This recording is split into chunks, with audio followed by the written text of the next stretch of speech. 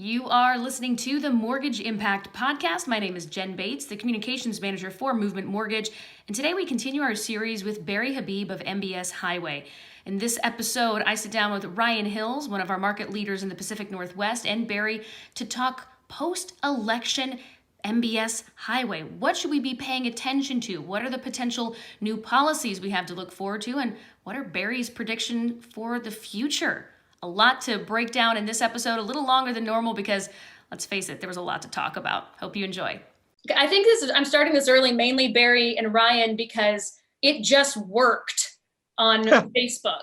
That's so I feel like that is the biggest Step accomplishment. Hey, everybody. Welcome into another On Deck with Barry Habib. I'm Jen Bates, joined by Ryan Hills and Barry Habib. We are talking about MBS Highway and looking at that post-election, and also the news yesterday, post-vaccine potential news for COVID-19, where there was a lot of craziness in the market. It's gained about 9% in the last 6 days.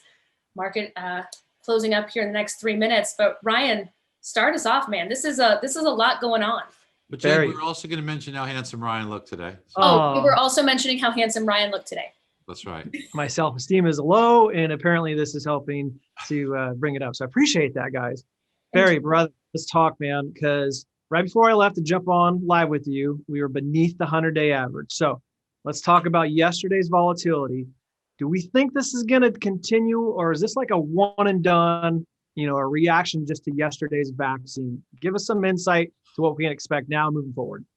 So volatility is going to still be here for a while. It's really muted because the Fed's buying so much. So imagine if the Fed wasn't buying, how much volatility there'd be. So you have about 231 shots on goal, meaning there are so many different companies and so many different vaccines that are out there. There are a lot of weapons against COVID now. Unfortunately, we still have some time before we'll be in the clear, but it does appear now with Pfizer's announcement yesterday with 90% efficacy. And this is mRNA, which is messenger RNA, which quickly works to tell your cells to attack the virus, where you can get on top of the spike protein where it attaches and prevent it from entering the cell. So it's really effective. It appears to be safe. This looks like we're going to be seeing more and more of this end of first quarter, second quarter.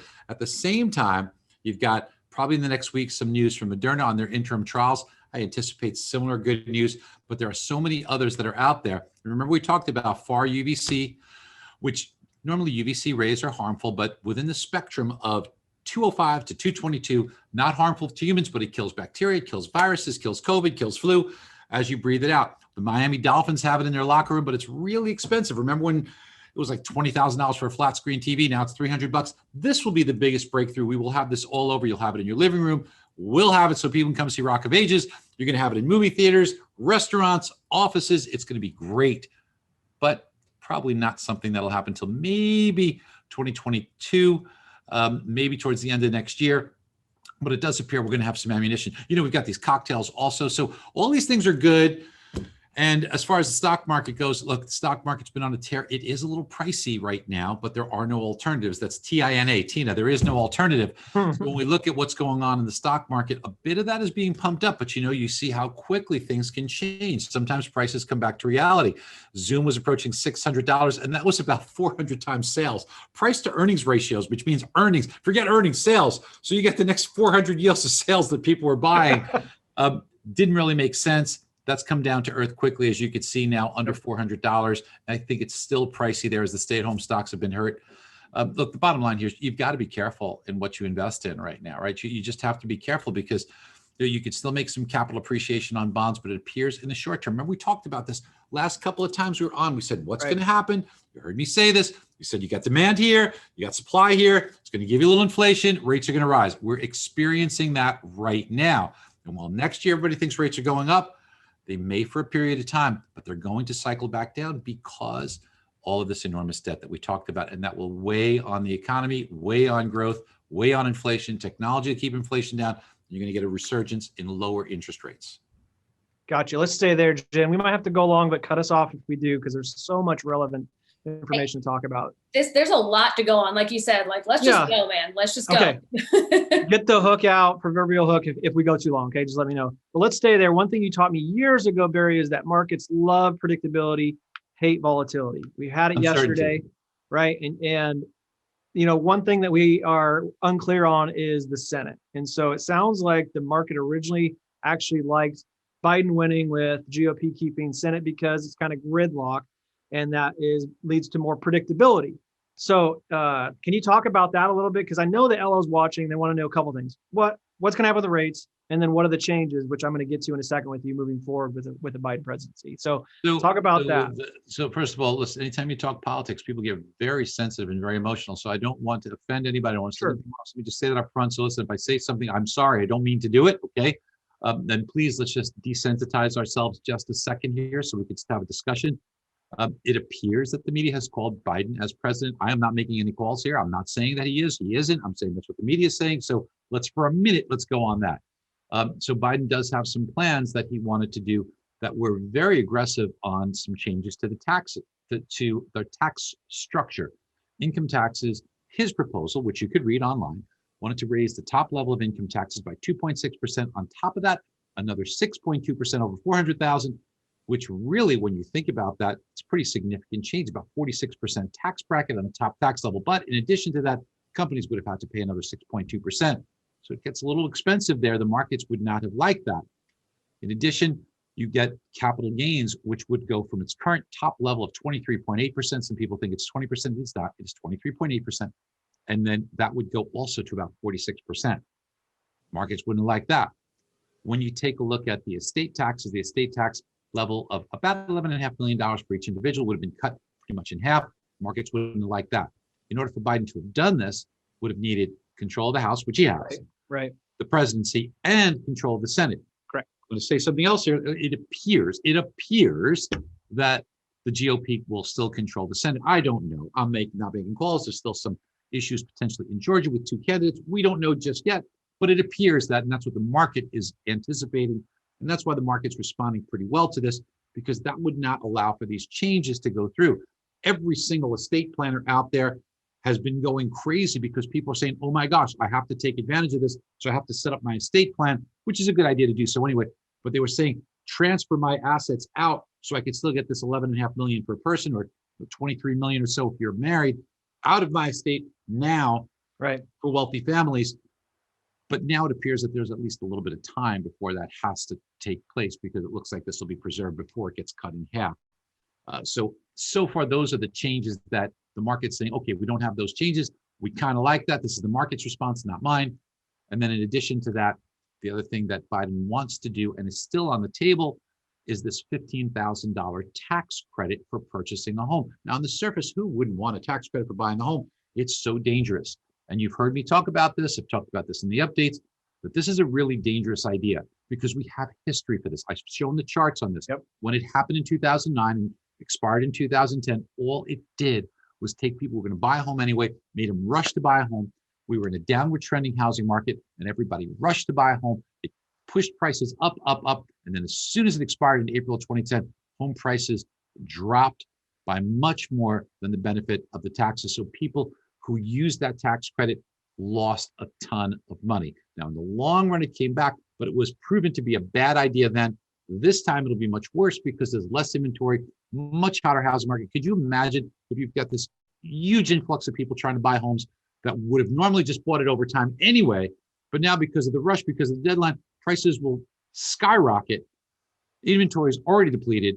And then after the rush is over, you can have this void and then prices will drop. People will be left holding the bag. And what looks like a good idea would be a dangerous one. Interestingly enough, today, the chief economist for the National Association of Realtors, Lawrence Yun, that normally said, any benefit we get for hot taxes, we love it. With it. He said words of caution, which essentially was a cut and paste from what we've been saying. He took everything that I pretty much have said, and he pretty much copied and pasted and just said what I just told you, what I've been saying.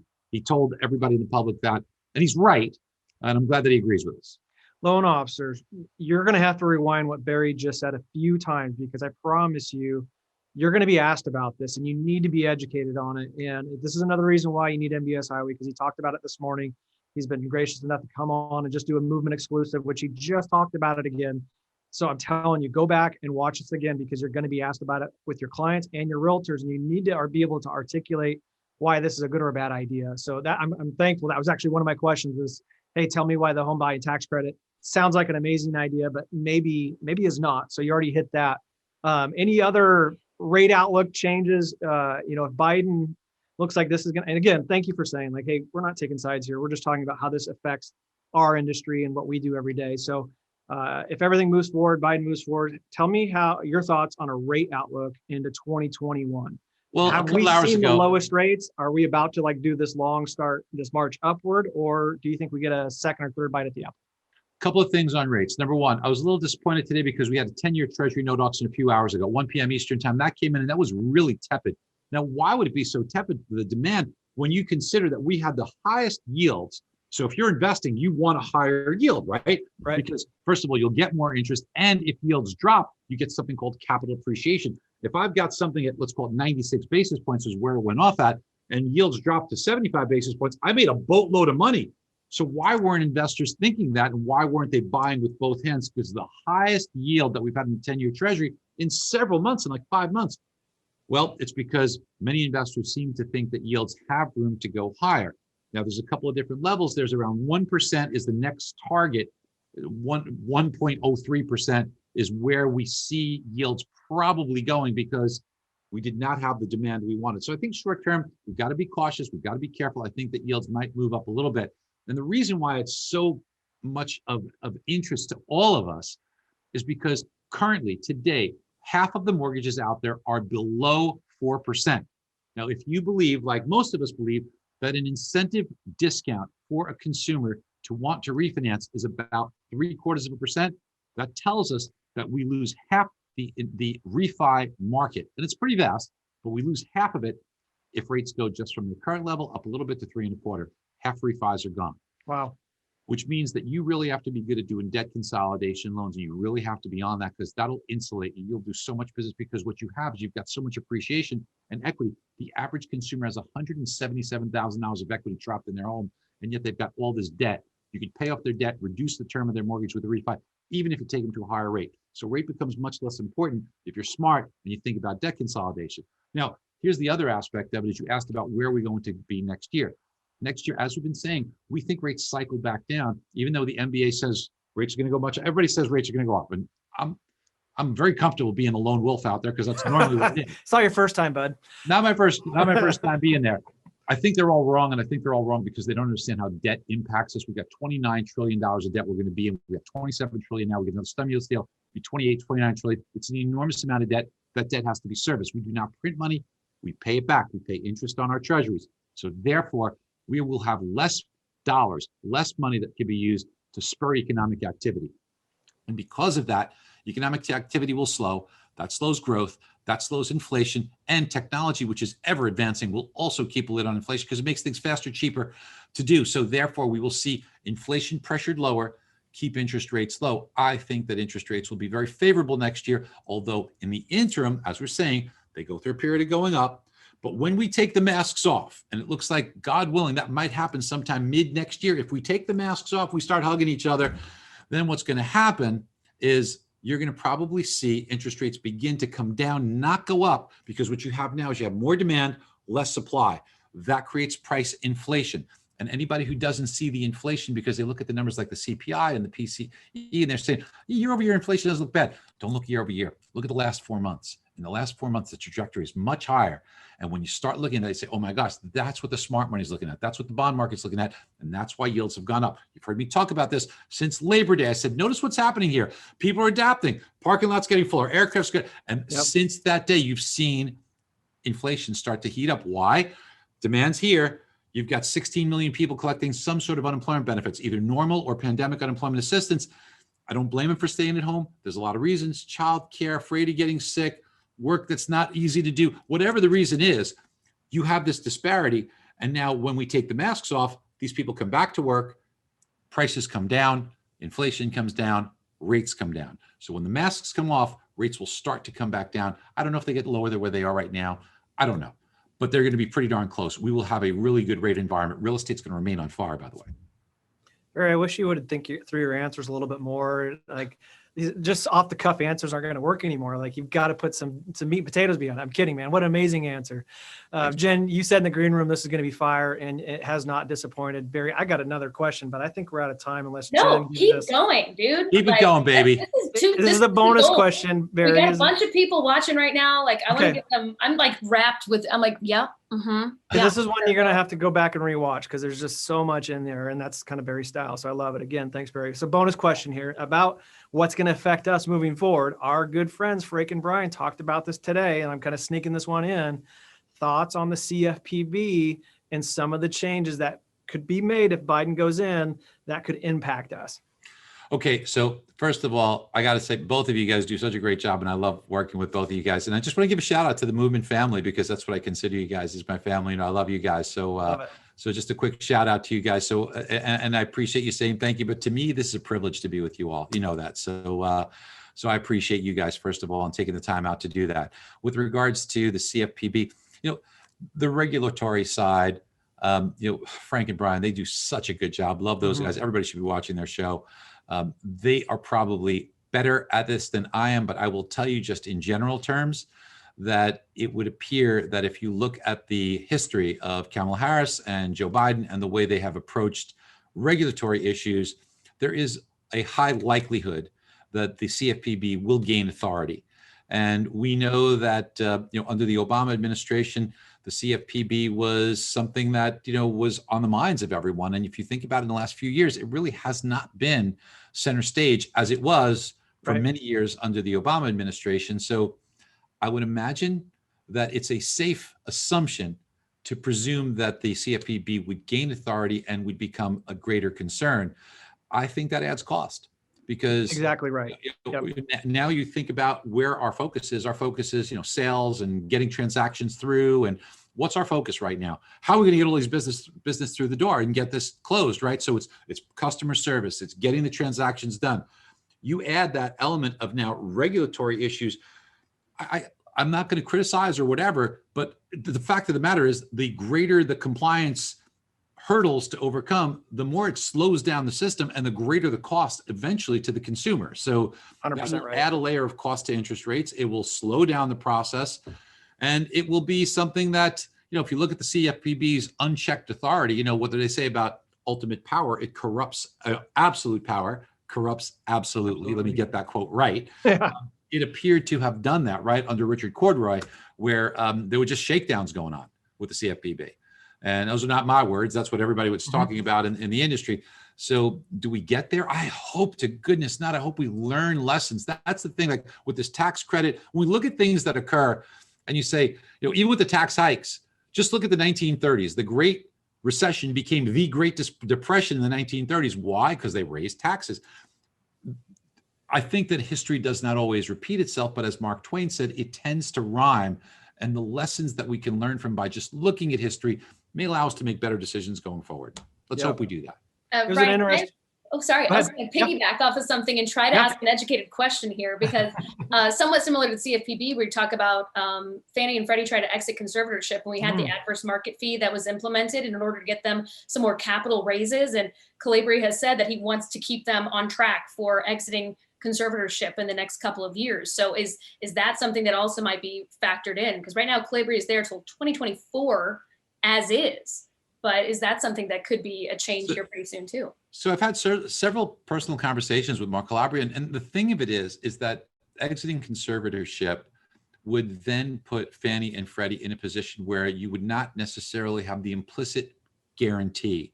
That layer of guarantee now is helping interest rates probably improve by about 1/8% in rate.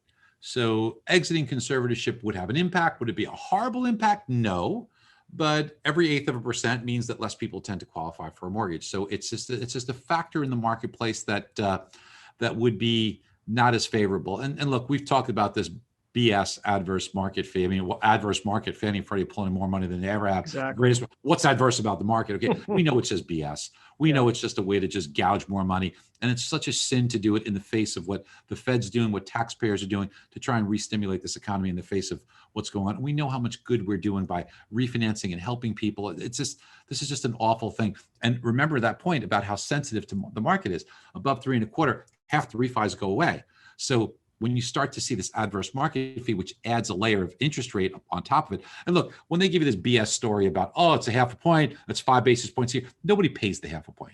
And by the way, it's not an eighth for a half buyout. They've already added 0.25% to refinances, maybe more, maybe 3/8, because when you go above par, it's difficult to get those normal, what we used to call normal eighth for a half buyups. Great question, man. I just want to thank you again, and I'll let Jen close us out. But guys, LOs, I know your time is valuable. Can you imagine what Barry's time's worth? And he's giving that to us. That's a gift to movement. And I thank you again for spending time with us, man. Ryan, you do so much good work. You too, Jen, and all you guys out there at Movement. I can't wait till I start coming around and seeing you guys again. We're excited to see you next time we can. Hey, really quickly though, right before we leave, if tomorrow's a federal holiday, but if people are going to watch one thing, if our LOs are going to watch one thing in the markets over the next couple of weeks that they really need to pay attention to, Barry, what's it going to be? They should read this. Yeah. It's literally on my nightstand right now. Nicely done. Hey, can I tell you, thank you for all of you who purchased the book, because Amazon put it as their #1 bestseller for new releases. So isn't that crazy? I never would have imagined that. And by the way, if you want to see something really crazy and humbling for me, go to Tony Robbins' Facebook page and look at the video he did about the book. He doesn't do this stuff, but look what Tony said about the book. It's pretty cool. Congrats, man. That's awesome. So thank you to all of you who had looked at the book. I think you liked the book a lot, though. I think you'd really enjoy it. It's something I'm really proud of. It'll help you through a tough time that we all suffer. We all go through tough times. It'll help you. And if you get the wind at your back, you get those good times, help you maximize it. But most importantly, help you see the opportunities that everybody else is missing. It's a skill. It'll help you get the skill. Love it. Thank you guys. Have a great rest of the day. See you. Bye.